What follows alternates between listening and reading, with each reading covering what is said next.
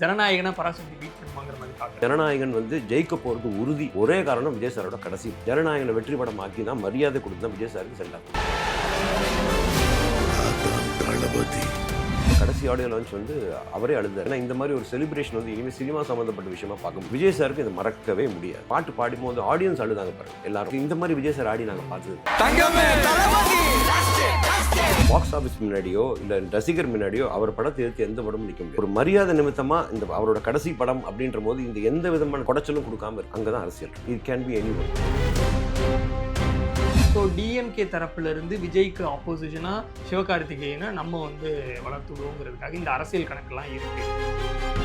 எல்லாருமே நண்பர்கள் ஏற்று நில்லுங்க. ஹெல்த்தி காம்படிஷனாக இருக்கட்டும், தொழிலில் போய் கை வைக்கிறதோ ரிலீஸ்ல கை வைக்கிறதோ அது வந்து நாகரிகம். பொலிட்டிக்கல்னா அந்த பொலிட்டிக்கல் கிரவுண்ட்ல அந்த போட்டியை காட்டும். Political ground to political ground அவ்வளவுதான். சினிமா கிரவுண்ட் சினிமா கிரவுண்ட் அப்படிதான். நீங்க பொலிட்டிக்கல் கிரவுண்ட்லயும் சினிமா கிரவுண்டை மிக்ஸ் பண்ணி பண்ணும்போது கசமுசன் ஆயிடும்.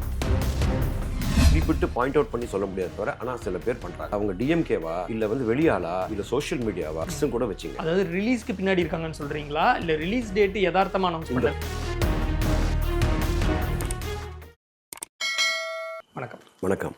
இத்தனை வருஷமா நமக்காக இருந்த என்டர்டெயின் பண்ணிட்டு இருந்த தளபதியோட கடைசி ஆடியோ லான்ச் அப்படிங்கும்பொழுது அது பார்க்கும்போது ரொம்ப எமோஷனலாக இருந்துச்சு. உங்களுக்கு அது எப்படி இருந்துச்சு? அது தொடர்பாக எதுவும் பேச வாய்ப்பு கிடைச்சது? அது ஒன்றும் இல்லை. நான் சொல்கிறது என்னன்னா கடைசி ஆடியோ லான்ச் வந்து அவரே அழுதார். அவர் கண்ணிலே கண்ணீர் வந்தது. ஏன்னா இந்த மாதிரி ஒரு செலிப்ரேஷன் வந்து இனிமேல் சினிமா சம்மந்தப்பட்ட விஷயமா பார்க்க முடியாது. ஆனால் எங்களுக்கு எங்கள் லீடரை நாங்கள் டெய்லி பார்க்கக்கூடிய வாய்ப்பு எங்களுக்கு இருக்குது தாவேக்கால இருக்கிறதுனால. அண்ட் மோரோவர் எங்களுக்கு ஒவ்வொரு என்ன சொல்கிறாங்க மாநாடும் சரி ஒவ்வொரு பொதுக்கூட்டமும் எங்களுக்கு ஆடியோ லான்ச் தான். அதே தளபதி தான். சினிமாவுக்கு தனியாகவும் இதுக்கும் தனியாகவும் அப்படின்றது அவர் பேச போகிறதும் இல்லை, நடந்துக்க போகிறதும் இல்லை. ஒரே மேன் எப்படி இருப்பாரோ அப்படி தான் இருப்பார். அண்ட் இதில் வந்து எனக்கு ரொம்ப நெகிழ்ச்சியாக பட்ட விஷயம் அப்படின்னா அப்பா எஸ்.ஏ. சந்திரசேகர் அம்மா ஷோபாம்மா இது 2 பேர். அம்மா பாட பையன் ரசிக்கின்றது இது வரைக்கும் யாருமே பார்த்துருக்க மாட்டாங்க. அது அவங்க அம்மா நல்லா பாடுவாங்கன்றது உலகத்துக்கே தெரியும், விஜய் சாருக்கும் தெரியும். ஆனால் அவர் அவங்க அம்மா பாடலில் ரசித்தது வந்து இன்னைக்கு உலகமே பார்த்துச்சு. நிறைய ரசிச்சிருப்பார் வீட்டில், இல்லைன்னு சொல்ல முடியாது. இன்னைக்கு உலகமே பார்த்துச்சு. அவர் ரசித்த காரணம் என்னென்னா அவங்க அம்மா வந்து அந்த பாட்டால் வந்து தளபதிக்கு மரியாதை செஞ்சாங்க. தன் மகனுக்கு ஒரு தாய் செய்கிற மரியாதை, அந்த அப்பாவுக்கு பையன் செய்கிற மரியாதை. நிறைய பேர் நிறைய விஷயங்கள் சொன்னாங்க. அப்பா பையன் சண்டை பேசிக்க மாட்டாங்க, வர மாட்டாங்க. இப்போ நார்மலாக எங்கள் குடும்பத்துலேயே நான் சத்தம் போட்டேன்னா சாரி என் பையன் ரொம்ப சென்சிட்டிவாக இருந்து பேச மாட்டான், அம்மாட்ட மட்டும் பேசுவோம். இது எல்லா குடும்பத்திலும் நடக்கிற ஒரு விஷயம். இது பெருசாக ஊதப்பட்டது. அது ஏன்னா விஜய் இளைய தளபதின்னு விஜய்ன்ற ஒரு பேர் இருக்கிறதுனால அது ஊதப்படுறது. அது ஒன்றுமே இல்லை, அதை விட்டுட்டு போயிட்டே இருக்கலாம். ஃபார் எக்ஸாம்பிள் நான் சொல்கிறேன், இந்த பக்கம் எடுத்து பார்த்தீங்கன்னா அவர் என்னால் நடந்து வர முடியாதுப்பா அப்படின்னு கை நீட்டுறாரு ஓடுறாரு.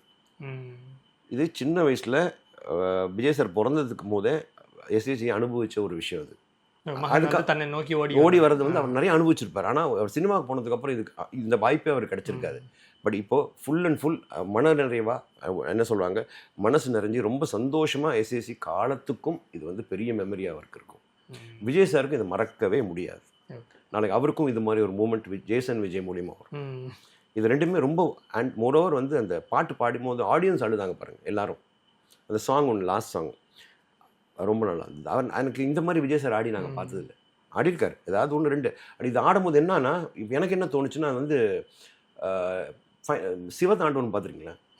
நீங்கள் பார்த்துருக்கீங்களா? கோவமாக ஆடுற ஒரு விஷயம், அன்பா ஆடின ஒரு விஷயம் தாண்டவமா எனக்கு தெரிஞ்சது என்னோட வியூ இது. அண்ட் மோரோவர் அது டான்ஸ் ஸ்டெப் தான் இல்லைன்னு சொல்ல. பட் அதில் ஒரு டிவைனிட்டி இருந்தது. அண்ட் நான் ஒரு நடிகன் என்ன அதாவது அந்த டான்ஸ் அப்படின்றது இனி யாருமே ஆட முடியாது அப்படின்ற ஃபீலிங் வந்து நம்ம எல்லாருக்குமே இருக்கு. பெஸ்ட் டான்ஸர் அவர் தான். அந்த கிரேஸ் யாருக்குமே வராது. பார்த்துட்டு ஆடுற ஒரு நடிகர் அவர் மட்டும்தான். ப்ராக்டிஸ் பண்ணாலும் நிறைய பேருக்கு லேட் ஆகும். ஸோ இந்த மாதிரி விஷயங்கள்லாம் அங்கே நிறைய இருந்தது. அண்ட் மோரோவர் வந்து எனக்கு என்னென்னா எல்லா மெயின் நடன கலைஞர்கள் எல்லாருமே போயிருந்தாங்க. நம்மளுக்கு ரொம்ப ஃபேமஸ் வேண ஷோபி மாஸ்டர், அப்புறம் Kalyan master, Bhaskar master, Kalyan master எனக்கு ரொம்ப பிடிச்ச master, Kalyan master, Ashok master, இவங்க எல்லாருமே இருந்தாங்க. நல்லா இருந்தது. எனக்கு ஒரே ஒரு வருத்தம், நான் அது சொல்லிடுறேன் ஓப்பனாக. ஏன் வந்து நம்மளோட பிரபல நடிகர்கள் போல கூப்பிடலாம் பரவாயில்ல, இதுதான் அவர் கடைசி படம். இதே மாதிரி ஒரு ஆடியோ லான்ச், இதே மாதிரி ஒரு நடிகரை நீங்கள் வந்து இனிமேல் அரசியல்வாதியாக சச்சின் டெண்டுல்கர் நீங்கள் கொடுத்தீங்க. இந்தியா வந்து அவர் ரிட்டையர் ஆகும்போது கிரவுண்டில் அவர் அழுது அவர் அந்த வேர்ல்டு கப் அவர் கையில் கொடுத்தீங்க. இதில் வந்து அட்லீஸ்ட் ஒரு 5 பிரபல நடிகர்கள் வந்து நம்மளுக்கு நிறைய ஈகோஸ் இருக்கும், நிறைய விஷயங்கள் நடக்கும். நீங்கள் வேறு கட்சியில் இருப்பீங்க, நாங்கள் வேறு. பட் அதெல்லாத்தையும் மறந்துட்டு எங்களோட புள்ள, எங்களோட கலைத்துறை, எங்கள் கலைத்தாயின் புதல்வன் அப்படின்னு சொல்லி இவ்வளோ செந்தமிழில் கூட பேசுவோம். நாங்கள் இருக்கிற அதே இண்டஸ்ட்ரியில் வந்து வளர்ந்த ஒரு பையன் இன்னைக்கு இண்டஸ்ட்ரி வந்து பெருமைப்படுற அளவுக்கு, பாக்ஸ் ஆஃபீஸ் பெருமைப்படுற அளவுக்கு, மற்ற ஸ்டேட்லேருந்து எல்லாம் அண்ணாந்து பார்க்குற அளவுக்கு ஒருத்தர் உருவாக்கி நம்ம தமிழ்நாட்டுக்கு பெருமை சேர்த்துருக்காரு. அவரை நல்லபடியாக சந்தோஷமாக நம்ம அனுப்பணும் அப்படின்ற மாதிரி நினச்சிருந்தாங்கன்னா எனக்கு சந்தோஷப்பட்டிருப்பேன். அது குறை. அது ஏன் வரலன்னு தெரியல. கேட்டால் நம்மளுக்கு ஒரு வேலை இருக்கலாம். ஃபார் எக்ஸாம்பிள் என்னாலே போக முடியல, நம்ம ஷூட்டிங்கில் இருந்தோம்னு வச்சுக்கோ.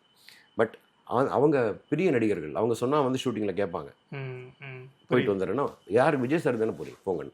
அது ஏன் நடக்கலன்னு தான் எனக்கு ஒரு பெரிய வருத்தம். வந்து ஒரு 10 நிமிஷம் அவளை பிளஸ் பண்ணியிருந்தா கூட போயிடும். உங்களோட அடுத்த ஜேர்னிக்கு எங்களோட பிளெஸிங்ஸ். அது ஒன்று, அது குறை. மற்றபடி மலேசியான்றது திருவிழா, அவ்வளோதான். ஒரே வார்த்தையில் முடிஞ்சு. ஓகே. இப்போது ஜனநாயகன் படம் ரிலீஸ் டேட் முன்னாடி அனௌன்ஸ் பண்ணிட்டாங்க. கூடவே வந்து பராசக்தி படமும் இந்த பொங்கலுக்கு வர மாதிரி இருந்துச்சு. அது வேறு டேட்டாக இருந்துச்சு. ஆமாம். அதுக்கப்புறம் டேட் மாற்றப்படுது. ரெண்டு படங்களும் அடுத்தடுத்த நாள் கிளாஷ் ஆகிற மாதிரி ஒரு டேட் அனௌன்ஸ் பண்ணுறாங்க. இப்போ இது வந்து ஒரு சர்ச்சையாக மாறுது. ஏன்னா இந்த பக்கம் விஜய் மட்டும் இல்லை, இப்போ டிவிக்கே இப்போ விஜய் டிவிக்கே. அந்த பக்கம் அந்த படத்தை யார் ரிலீஸ் பண்ணுறா? ஆகாஷ் பாஸ்கர். ஓகே. இப்போ அதுக்கு பின்னாடி ரெட் ஜெயண்ட் இருக்கிறாங்க. ஓகே. அப்புறம் அந்த பக்கம் டிஎம்கேன்னு வருது. ஸோ டிஎம்கே தரப்புலேருந்து விஜய்க்கு ஆப்போசிஷனாக சிவகார்த்திகேயனை நம்ம வந்து வளர்த்து விடுவோங்கிறதுக்காக இந்த அரசியல் கணக்கெல்லாம் இருக்குது. அதனால தான் டேட் சேஞ்ச் பண்ணாங்கன்னு சொல்கிறாங்க. அதை பற்றி உங்களோட பார்த்து. ஃப்ராங்காக சொன்னால் அது இல்லைங்க. ஆக்சுவலி அதாவது இவங்க என்னை பொறுத்த வரைக்கும் பராசக்தி வந்து படம் பூஜையோ ஷூட்டிங் ஆரம்பிக்கும் போதே வந்து பொங்கல் ரிலீஸ் முடிவு பண்ணிட்டாங்க. ஓகே. இதுதான் உண்மை. ஆக்சுவலி ஜனநாயகனும் பேசும்போது வந்து இதில் வந்து போட்டின்னு வந்து 2 டேட் அனௌன்ஸ் பண்ணுறாங்க. சிவகார்த்திகேயன் அந்த இருக்கிற ஆக்டர்ஸ் ஃபுல்லாக அதர்வாவாக இருக்கட்டும், ஜெயம்லாம் பயங்கரமான விஜய் சார் ஃபேன். ஸோ இவங்களுக்கு வந்து இந்த படம் விஜய் சார் படம் வரும்போது நம்ம படம் போகணும் அப்படின்லாம் அந்த எண்ணெல்லாம் மைண்டில் கிடையாது, டார்கெட் கிடையாது. ஓகே. அது சிவகார்த்திகேயனுக்கும் இருக்காது. அவருக்கு டெஃபினட்டாக இருக்காது. ஏன்னா அவர் வந்து விஜய் சார் மேலே அவ்வளோ மரியாதை வச்சுருக்காங்க. அண்ட் மோரோவர் வந்து விஜய் சாருக்கு வந்து இந்த படம் நான் போகணும் அப்படின்னு சிவகார்த்திகேயனே சொல்ல மாட்டார். விஜய் சார் எங்க, சிவகார்த்திகேயன் எங்கன்னு அவங்களுக்கு புரிஞ்சுக்க முடியுது. ஏன்னா சிவகார்த்திகேயன் இதுக்கு முன்னாடி பேசினதை வச்சு நம்மளால தெரிஞ்சுக்க செல்ஃப் ரியலைசேஷன். ரொம்ப ஹம்பிளான பர்சன். ரொம்ப அவர் சொன்னதுல எனக்கு பிடிச்ச விஷயம் என்னன்னா, அவங்க ரசிகரை வந்து ரொம்ப கஷ்டப்பட்டு சம்பாரிச்சிருக்கும். அவங்கவுங்களுக்கு யூனிக்கான ஃபேன்ஸ் இருக்காங்க, ரசிகர் இருக்காங்க. அதனால நம்ம ஹீரோஸ் யாருமே நம்ம கவலைப்படணும்னு அவசியம் இல்லை. பட் டிஎம்கே அதை பண்ணுதான் தான் கேட்குறாங்க. சிவகார்த்திகேயன் 2வது பட்சம். நான் சொல்றது என்னன்னா, டிஎம்கே தான் இது பண்ணுதா அப்படின்றது குறிப்பிட்டு பாயிண்ட் அவுட் பண்ணி சொல்ல முடியாது தவிர, ஆனால் சில பேர் பண்ணுறாங்க.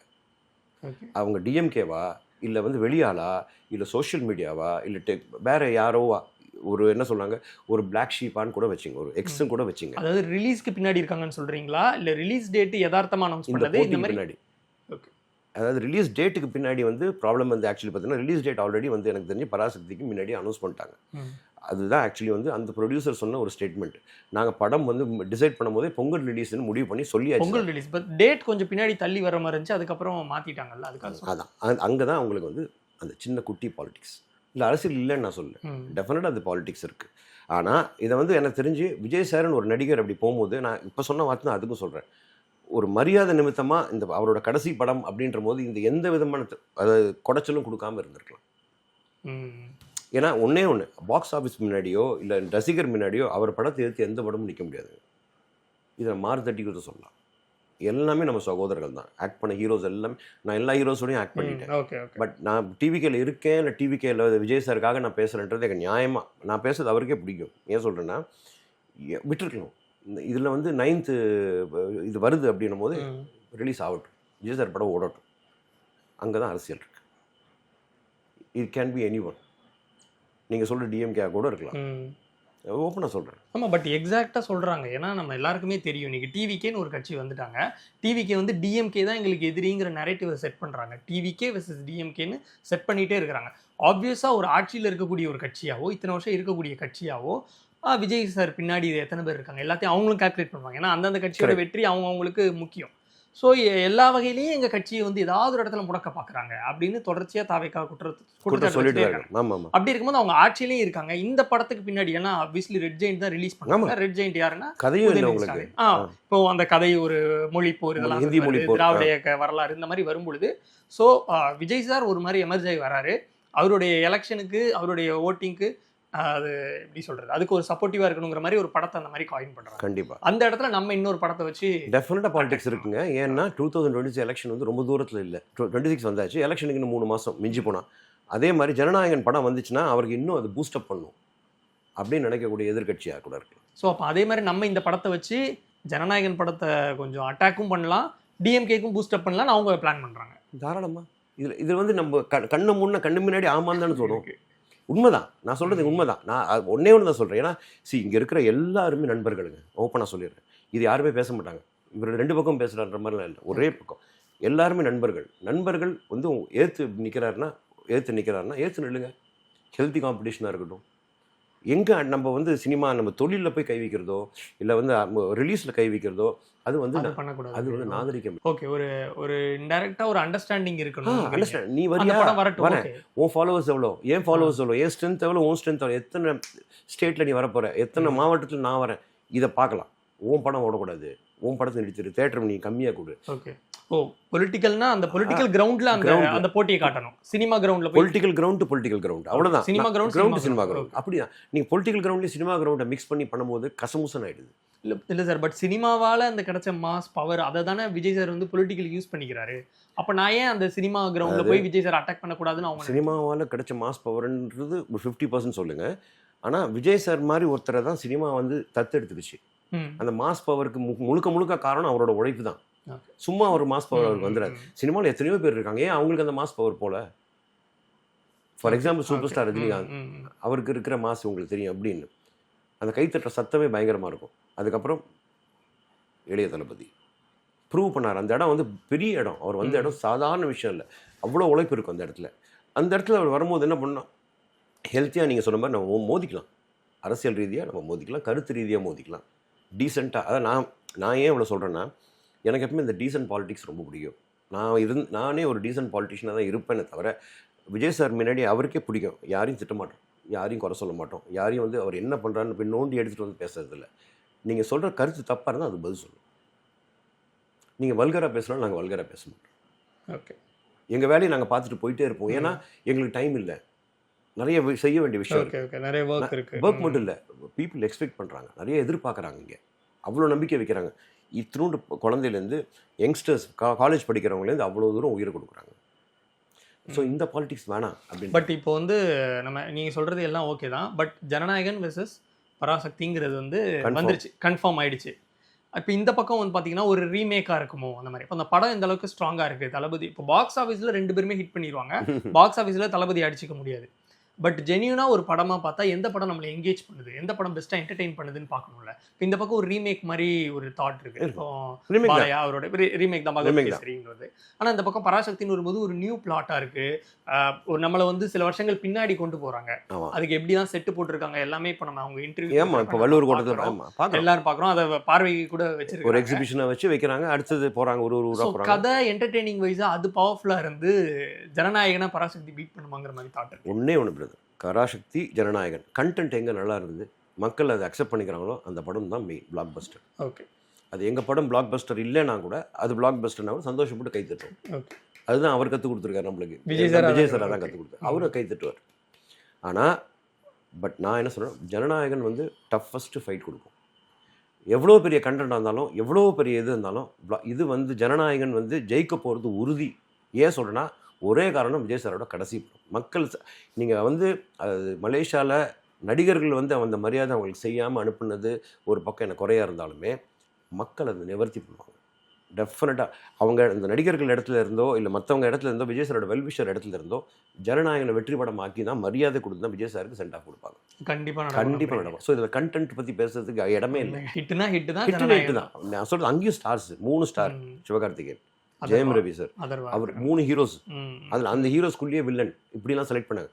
And beautiful director, wonderful director Sudha gongura ma'am.